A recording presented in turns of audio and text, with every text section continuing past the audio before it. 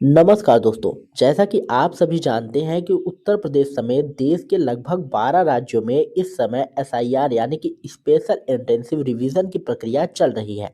6 जनवरी को एसआईआर की ड्राफ्ट मतदाता सूची जारी कर दी गई है और इसके बाद से सोशल मीडिया पर चर्चाएं काफ़ी तेज हो गई हैं। खासकर उत्तर प्रदेश को लेकर यह बात सामने आ रही है कि यहाँ बड़ी संख्या में मतदाताओं के नाम सूची से गायब हैं। उत्तर प्रदेश देश का सबसे बड़ा राज्य है, जहां आबादी करीब लगभग 25 करोड़ के आसपास है। पहले यह ड्राफ्ट वोटर लिस्ट 31 दिसंबर को जारी होनी थी, लेकिन बाद में इसकी तारीख बढ़ाकर 6 जनवरी कर दी गई। ड्राफ्ट मतदाता सूची जारी होने के बाद हर मतदाता के लिए यह बेहद जरूरी हो जाता है कि वह अपना नाम उसमें जरूर जांचे। अगर आपने एसआईआर का फॉर्म भरा है, तो यह प्रक्रिया आपके लिए और भी ज़्यादा अहम हो जाती है। जिन लोगों का नाम ड्राफ्ट सूची में दिखाई दे रहा है, उन्हें फिलहाल घबराने की ज़रूरत नहीं है। लेकिन जिन लोगों के नाम ना फॉर्म भरने के बावजूद अपना नाम ड्राफ्ट सूची में नहीं पाया, उनके लिए चुनाव आयोग ने पहले ही साफ कर दिया था कि ऐसे मामलों में कुछ ज़रूरी डॉक्यूमेंट्स जमा करना अनिवार्य हो सकता है। नाम हटने के बाद मतलब यह बिल्कुल नहीं है कि आपका नाम हमेशा के लिए वोटर लिस्ट से कट गया है। इसके लिए दावा और आपत्ति का एक पूरी प्रक्रिया तय की गई है। उत्तर प्रदेश में 6 जनवरी से लेकर 6 फरवरी तक यानी कि पूरी एक महीने का समय दिया गया है, जिसके दौरान आप अपनी आपत्ति दर्ज करा सकते हैं। इस दौरान आप अपने बीएलओ से संपर्क करके या पता कर सकते हैं कि आपका नाम किस वजह से नहीं दिख रहा है या किस गलती के कारण सूची से हट गया है। अगर समय रहते उस गलती को ठीक कर लिया गया, तो अंतिम मतदाता सूची में आपका नाम दोबारा जोड़ दिया जाता है। यह बात समझना इसलिए भी जरूरी है क्योंकि बहुत से लोग फॉर्म भरने के बाद बिल्कुल निश्चिंत हो जाते हैं और आगे कोई जांच नहीं करते। बाद में जब ड्राफ्ट सूची में नाम नहीं दिखता, तो वो घबरा जाते हैं और पूरी प्रक्रिया पर सवाल उठने लगता है।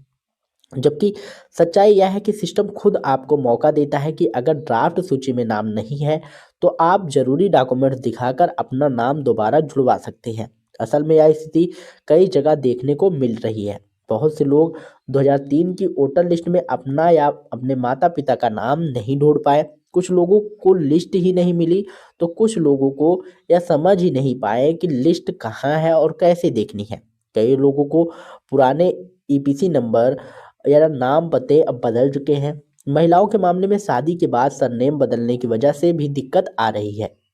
इन सभी कारणों में लोगों में यह चिंता बढ़ गई है कि आखिर अब कौन कौन से डॉक्यूमेंट्स तैयार रखने चाहिए, ताकि अगर बीएलओ किसी कागज की मांग करे तो तुरंत दिखाया जा सके और नाम वोटर लिस्ट से जोड़ा जा सके। इसलिए यह वीडियो हर उस व्यक्ति के लिए जरूरी है जिसने भी एसआईआर फॉर्म भरा था। इस वीडियो में हम जानेंगे कि किन लोगों को डॉक्यूमेंट्स दिखाने होंगे, किस उम्र के लोगों पर यह लागू होगा और किन्हें इसकी ज़रूरत नहीं पड़ेगी। इन सभी सवालों पर हम इस वीडियो में विस्तार से बात करेंगे। लेकिन उससे पहले अगर आप विद्याधाम चैनल पर पहली बार आए हैं, तो कृपया सब्सक्राइब जरूर कर लें, ताकि ऐसी जरूरी जानकारी आपको समय समय पर मिलती रहे। दोस्तों, 6 जनवरी को एसआईआर की ड्राफ्ट मतदाता सूची जारी की गई है। इस सूची में जिन मतदाताओं के नाम अधिक संख्या में कटे हुए दिखाई दे रहे हैं, उनमें से ज़्यादातर वे लोग हैं जिनसे फॉर्म भरते समय कुछ छोटी छोटी गलतियां हो गई थी, जैसे माता पिता का नाम, वोटर आईडी और आधार कार्ड में मेल ना खाना, ईपीसी नंबर गलत दर्ज हो जाना या फिर कोई ज़रूरी जानकारी अधूरी रह जाना। इसके अलावा जिन लोगों की मृत्यु हो चुकी है, जिन्होंने एसआईआर का फॉर्म जमा नहीं किया था, जो अपने पुराने पते से कहीं और स्थानांतरित हो चुके हैं, उनके नाम भी ड्राफ्ट सूची में शामिल नहीं किए गए हैं। यानी साफ साफ कहें तो जिन लोगों का 2003 का रिकॉर्ड मैच नहीं कर रहा है, जिन्होंने फॉर्म भरते समय कोई गलत जानकारी दर्ज कर दी है, उन्हें चुनाव आयोग की ओर से नोटिस दिया जा रहा है। ऐसे मामलों में बीएलओ खुद आपके घर आ सकते हैं, नोटिस सौंप सकते हैं और आपसे सही जानकारी मांगी जा सकती है। यहाँ घबराने की बिल्कुल ज़रूरत नहीं है, क्योंकि बीएलओ का काम आपको डराना नहीं बल्कि आपकी मदद करना है। वे आपको पूरी प्रक्रिया समझाएंगे और ज़रूरत पड़ने पर फॉर्म दोबारा भरने में भी सहयोग करेंगे। अब यहाँ सबसे अहम बात यह समझने वाली है कि नोटिस मिलने की स्थिति में आपको 11 प्रकार के डॉक्यूमेंट्स की सूची में से केवल एक वैध डॉक्यूमेंट्स ही दिखाना होगा। लेकिन यह नियम सिर्फ उन्हीं लोगों पर लागू होगा जिनकी उम्र 40 या उससे अधिक है। इसका कारण यह है कि अगर आपकी उम्र 40 साल या उससे ज़्यादा है तो इसका मतलब है कि आपका जन्म वर्ष 1987 से पहले का है। ऐसे सभी लोगों को अपनी उम्र और पहचान साबित करने के लिए केवल एक सही डॉक्यूमेंट दिखाकर काम पूरा कर सकते हैं। चाहे आपकी उम्र 40 हो, 45 हो, 55 हो या फिर 60 ही क्यों ना हो, उससे ज़्यादा भी हो, एक ही वैध डॉक्यूमेंट्स पर्याप्त माना जाएगा। अब दोस्तों, बात करते हैं उन डॉक्यूमेंट्स की जिन्हें इस प्रक्रिया में मान्य माना गया है और जिन्हें आपको पहले से तैयार रखना चाहिए। सबसे पहले आधार कार्ड की बात करें। अगर आपके आधार कार्ड में किसी भी तरह की गलती है, जैसे नाम की स्पेलिंग में गलत होना, जन्मतिथि में त्रुटि होना, माता पिता या फिर अन्य के नाम में त्रुटि होना, पता अपडेट ना होना, मोबाइल नंबर लिंक ना होना, तो सबसे पहले इन सभी चीज़ों को ठीक करवा लें। आपके सभी डॉक्यूमेंट्स में जो जानकारी दर्ज है वही जानकारी आधार कार्ड में भी बिल्कुल सही होनी चाहिए। लेकिन यह बात याद रखें कि केवल आधार कार्ड अपने आप में पर्याप्त नहीं है। आधार के साथ आपको एक और वैध डॉक्यूमेंट दिखाना जरूरी होगा।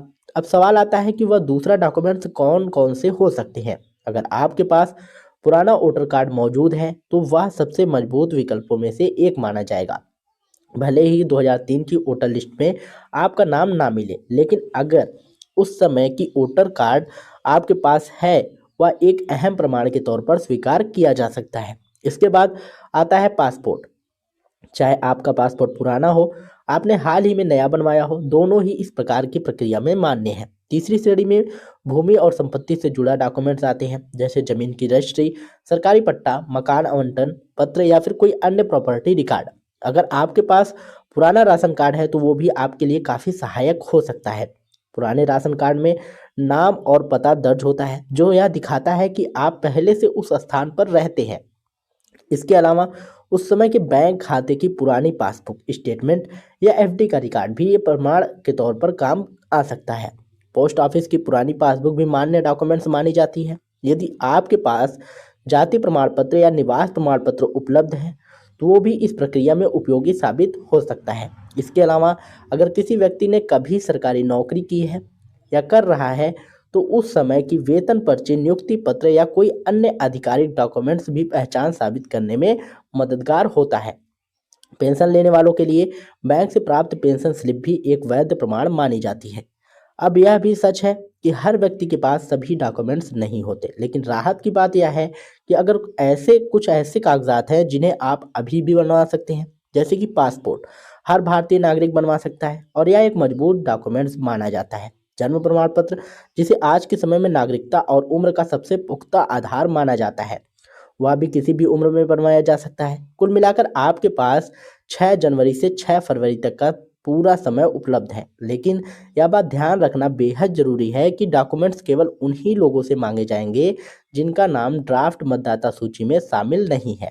जिन मतदाताओं का नाम पहले से ड्राफ्ट सूची में मौजूद है, उन्हें फिलहाल कोई अतिरिक्त कार्यवाही करने की आवश्यकता नहीं है। उम्मीद है कि इस पूरी जानकारी के बाद आपको यह साफ समझ आ गया होगा कि आपके लिए कौन कौन से डॉक्यूमेंट्स ज़रूरी हैं और उन्हें समय रहते तैयार रखना क्यों ज़रूरी है।